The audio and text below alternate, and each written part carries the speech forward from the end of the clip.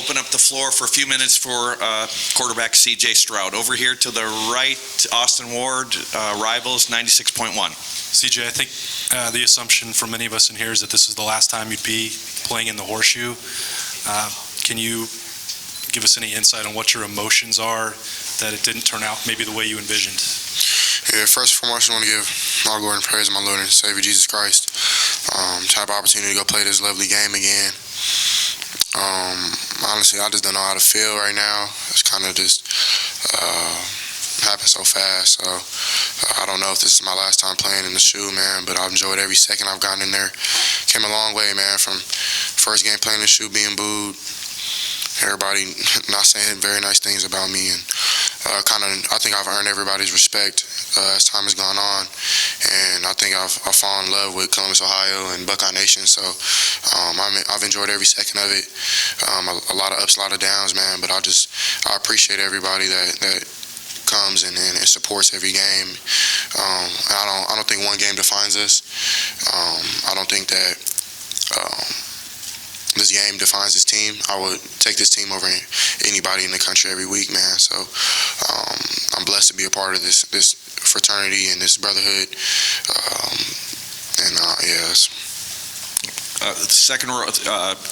Third row left, Steve Hellwagen, 24/7 Sports. CJ, this is really rough to kind of predict the future, but there is the outside chance you guys could still qualify for this playoff. And if that were to happen, you get back to work, what can you guys do to kind of get things going back in the right direction? And failing that, was this your last game? Would you play in a Rose Bowl? Would you play in another New Year's Six bowl game if that's where Ohio State gets sent? I definitely think there's still an opportunity for us to make the playoff, but I mean, this is the game, man. This is the one. So I try to fight everything I had. I try to give it, man. I try to make plays, even sometimes when they weren't even there. I try to do everything I possibly could, man. But it's on me. I mean, this game is really on me. I gotta do more. So I'll have to take it up in consideration, whatever happens. I don't know. I can't give you a final answer on whatever happens. I mean, it's all has to happen over these next couple weeks. So, I don't have an immediate answer for that question. But, this is the one that we really wanted. This is 365 days of everybody laughing, man, talking. And I thought we started out strong and just laid an egg in the second, man. So, second half. And I'm still really grateful for everybody in here, but yeah. Over to the right, Bill Landis, Rivals. CJ, when you guys elected the punt there on 4th and 5, you kind of lingered out there. It looked like you wanted to go for it. I guess, how did that decision hit you, and did that decision to punt do anything to maybe throw off the mindset of the offense at all? When you get in a first and 40, it was crazy. I've never been in a situation like that in football, and I thought we fought back to get in decent field position. And Coach Day felt like it wasn't smart to go for it on 4th right there. I wanted it. I want to go for it really bad. I think I'm still one of the best players in the country, and I think that I can make that play. I think in those type of moments, I want the ball, I want to do things, but I have to trust Coach Day, and I do, and I will ride with him every game. So, everybody focuses on one little thing or one half. It's so many little things that played a part into us losing this game, and really, I blame it on myself. I got to do more, man. I got to make plays on 4th down. I got to just be better. So. I wanted to go for it, but at the end of the day, man, I think we got to stop the next drive. If you get a stop, then you get the ball back down 4. So, it goes both ways, man. It's like flipping a coin. So, you don't really know, and you have to kind of play your chances. And we have so much respect for our defense that in those moments we know, or we hope so, they're going to get a stop. And I don't blame them. You know what I'm saying? It's not their fault. We got to score more damn points. So. Over to the left, Stephen Means, Cleveland.com. CJ, you kind of mentioned a little bit some of the stuff that you've been through since you've been the starting quarterback here. Regardless of numbers, what your record is, and that, how do you want people to remember your time here if this was the last time they get to see you play in this stadium? That's a great question. honestly, I don't know. I mean, people are gonna say I never won a game, and I understand. People are gonna say I never won a Big Ten championship. I understand. So I mean, when it comes to that, I just have to eat it, man. It's life. Nothing's ever been easy for me. I don't expect to get it easy. God puts when you pick up the cross, man. God puts you through more, and you have to be joyful in those moments. So, yeah, it's tough, and I think. I think I said earlier this week, I'm going to be known as the best. I don't think that I'll have that respect from Buckeye Nation anymore. Even if I do, I appreciate it. But honestly, I mean, I wish I could have did more. I wish I could have won these games. I think, but no one can question my heart. I don't think anybody can question how hard I tried to win this game, how hard I left everything on the table. There's nothing that no rock I didn't flip over. Like, nothing I could have did more, I felt, other than play better today, but it's not like I left it to chance, you know what I mean? So, yeah, I mean, I don't know if that answers your question, but.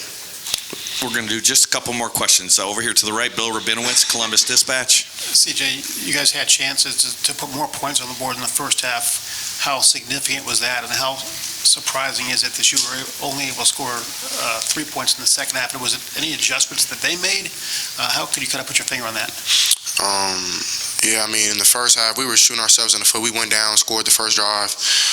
Second drive, we should have probably scored again, but we kicked the field goal. And after that, man, we just kept shooting ourselves in the foot.